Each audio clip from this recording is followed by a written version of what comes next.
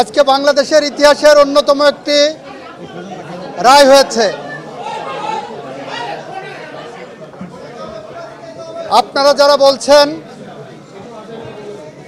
শেখ হাসিনার মামলার কি রায় হলো, আমি বলছি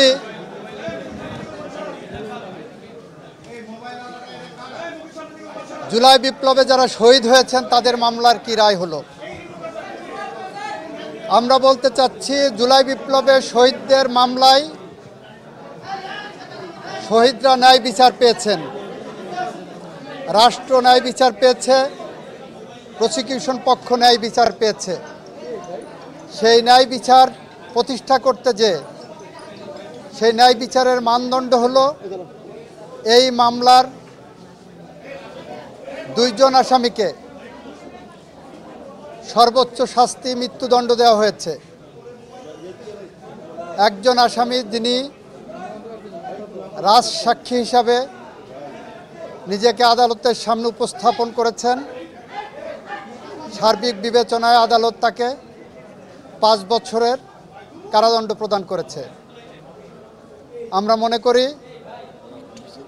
শহীদদের প্রতি, দেশের প্রতি, এদেশের মানুষের প্রতি, গণতন্ত্রের প্রতি, সংবিধানের প্রতি, আইনের শাসনের প্রতি এবং আগামী প্রজন্মের প্রতি দায়বদ্ধতা পরিশোধের স্বার্থে এ রায় একটি যুগান্তকারী রায়। এই রায় প্রশান্তি আনবে, এ রায় ভবিষ্যতের জন্য একটি বার্তা, এ রায় বাংলাদেশে ন্যায় বিচার এবং আইনের শাসনের জন্য একটি মাইল ফলক হয়ে থাকবে। এটা আমাদের কথা। সবাইকে ধন্যবাদ। কোন অভিযোগে যদি কি সাজা হয়েছে যদি একটু বলতেন। যে অভিযোগগুলো সাজা হয়েছে আপনারা শুনেছেন, দীর্ঘ আলোচনা হয়েছে। ওনার 5টা অভিযোগকে 3টা কাউন্টে এনে ওনারা সাজা দিয়েছেন।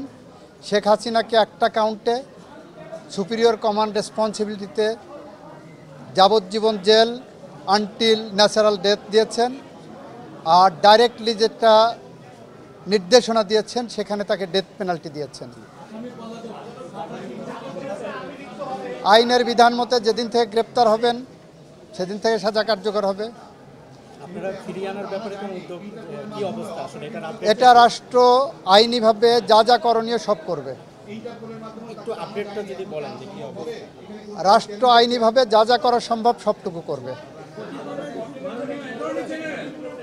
এই মামলায় শহীদদের পরিবারকে, আহতদেরকে ক্ষতিপূরণ দেওয়ার জন্য একটা নির্দেশনা আদালত দিয়েছেন।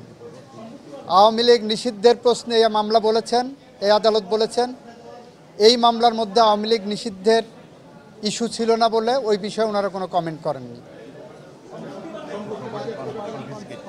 শেখ হাসিনা এবং আসাদুজ্জামান খান কামাল সাহেবের বাংলাদেশে তাদের সমস্ত সম্পত্তি ক্রোক করা হয়েছে, বাজেয়াপ্ত করা হয়েছে।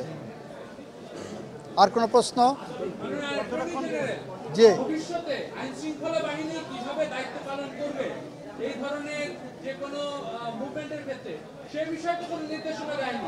এই মামলার ওই বিষয়ে কোনো পর্যবেক্ষণ এখানে আসার সুযোগ নাই, যেহেতু কোনো অভিযোগ এই মর্মে কোনো চার্জ গঠন হয়নি বা সাবজেক্ট না, ইস্যু না।